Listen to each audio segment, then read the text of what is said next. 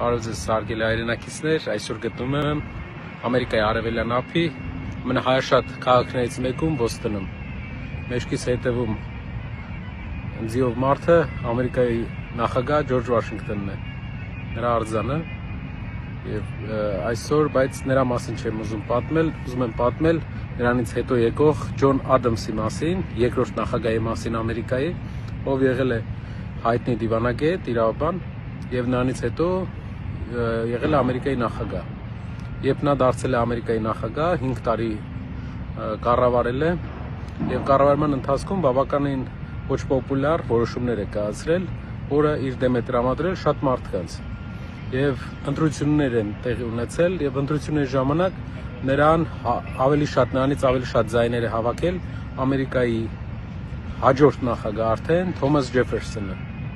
Բայց քանի որ այն ժամանակ աշխարհում դեռ այդպիսի փորձ չկար, որ մարդը իր կամքով իշխանությունը հանձնի, շատերը մտածում էին, որ Ադամսը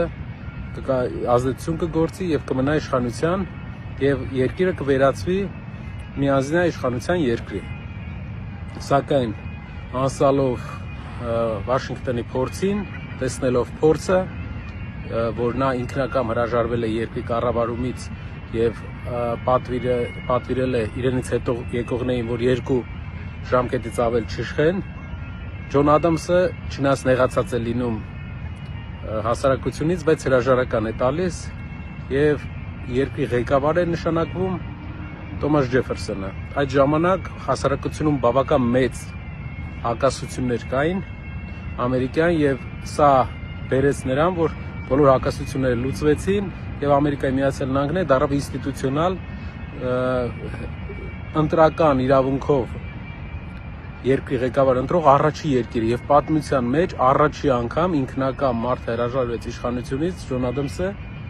եւ նրա տեղը եկավ Թոմաս Ջեֆերսոնը։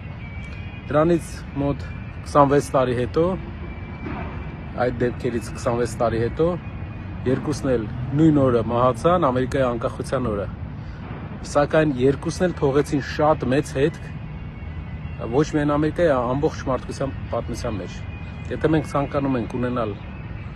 լուրջ երկիր, մենք պետք է հասկանանք, որ եթե ամեն մեր երկրի իշխան, ղեկավար փորձի